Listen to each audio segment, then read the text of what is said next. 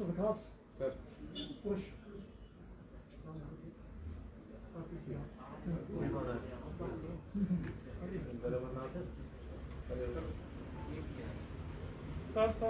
जी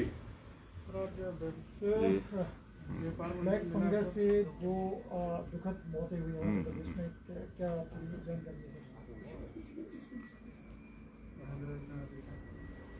जो कोविड के पेशेंट यहाँ एडमिट थे उसमें अभी तक हमारे हिमाचल में 5 केसेस जो है वो ब्लैक फंगस के बीच में आए थे और 5 में से 2 की दुखद मृत्यु हुई है। सरकार की ओर से, स्वास्थ्य विभाग की ओर से हर संभव प्रयत्न इस दिशा में किया जा रहा है कि हर व्यक्ति की ज़िंदगी को हम बचा सके इस कोविड के सारे इस दौर में। लेकिन फिर भी उसके बावजूद दोनों काफ़ी ज़्यादा संक्रमित थे और काफ़ी प्रयास हुआ विभाग की ओर से उनके ट्रीटमेंट के लिए, लेकिन फिर भी उसके बावजूद उनको बचा नहीं पाए। इस बात का हमको दुख है। तो क्या सर जागरूकता के लिए और भी प्रयास किए जाएंगे ताकि जो पेशेंट है जल्द से अस्पताल पहुंचे, उनका समय पर इलाज संभव हो पाए? मैं इस बात को लेकर के बार बार निवेदन कर चुका हूं, आज भी करना चाहूँगा कि कोविड का पेशेंट कोई भी हो, चाहे वो होम आइसोलेशन में है, चाहे वो होम आइसोलेशन में नहीं है, तो कहीं अगर सर्दी, जुकाम, बुखार ऐसी स्थिति महसूस कर रहा है, तुरंत डॉक्टर को वो सूचना दे, टेस्ट करवाए, ताकि हम ट्रीटमेंट में विलम्ब ना कर सकें। अभी हमारे पास हिमाचल प्रदेश में ये स्थिति है कि 40,000 से हमारा एक्टिव केस का आंकड़ा कम होकर के 20,000 तक पहुंचा है।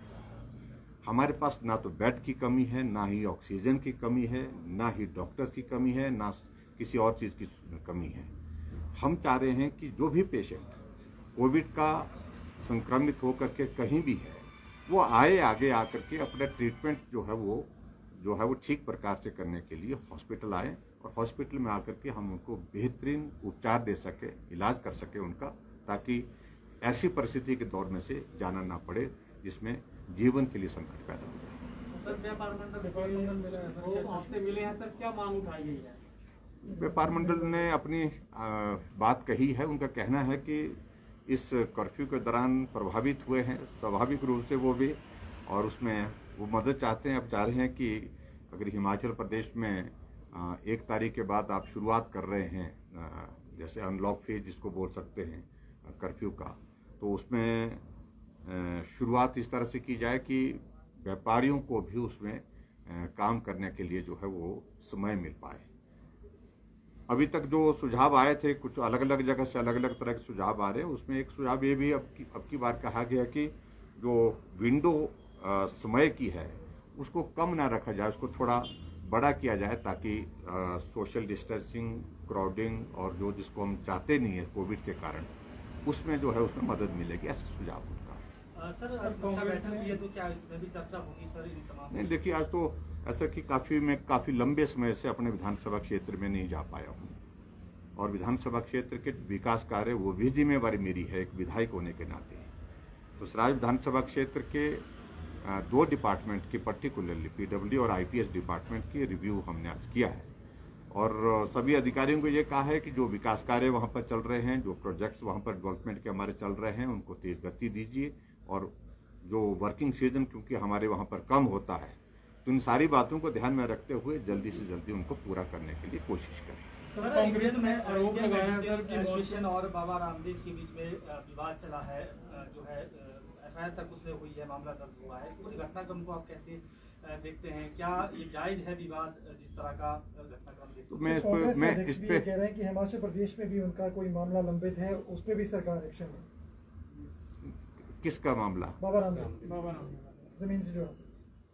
देखिए, कांग्रेस के कहने पर सारी बातें उन्हें अपना फर्ज पूरा किया है। वो बताएं कौन सा ऐसा मामला है जिस मामले को लेकर के कुछ इस तरह करने की ज़रूरत है। अभी तक तो हमारे ध्यान में, हमारे संज्ञान में इस प्रकार का विषय नहीं है, लेकिन जो मामला था वो सेटल हो चुका है, काफ़ी पहले हो चुका है। दूसरी बात मैं ये भी कहना चाहूँगा, रामदेव जी ने जो बात कही है उसके लिए शायद मेरे लिए उनने माफ़ी भी मांग ली है और इससे ज़्यादा मुझे लगता है कि आगे बढ़ने की आवश्यकता नहीं है। लेकिन जो इंडियन मेडिकल एसोसिएशन की ओर से जो मांग की गई है, आग्रह किया गया है, उस बात को लेकर के उनकी भावनाएं आहत हुई है, निश्चित रूप से आहत हुई है। इन बातों को भी मुझे लगता है कि भी उस तरह से लेने की जरूरत है। तो कांग्रेस ने आरोप लगाया सरकार पे कि सरकार मौत के जो कोरोना से जो मौतें हो रही है उसके मामले में गड़बड़ी कर रही है, मामले छुपा रही है। मुझे मालूम नहीं, अगर उनके पास कोई आंकड़े हैं तो बताएं, हम उन सारी चीजों की जांच करेंगे। कहना एक बात होती है, तथ्य पर कहना अलग बात होती है। ऐसी परिस्थिति में जब इतना बड़ा संकट चल रहा है देश में, प्रदेश में, और उस संकट के दौर में से हम सब लोग गुजर रहे हैं, एक एक चीज के लिए सुबह से शाम तक हम लोग जो है उसके लिए तैयारी कर रहे हैं। किसी हर एक आदमी की जान की हम इसमें इस संकट में जो है वो बचाने के लिए मदद कर सके उनकी, और उसके बाद इनको सिर्फ राजनीति करनी है और ये राजनीति ही करते रहेंगे। इसके सिवाय इस संकट में इनका कोई योगदान नहीं होगा, ये इतिहास में लिखा जाएगा। तो पहले Thank you, दिन से thank you. अगर फेज शुरू होता है तो क्या होटल इंडस्ट्री को राहत दी जाएगी सर? दी जाएगी सर?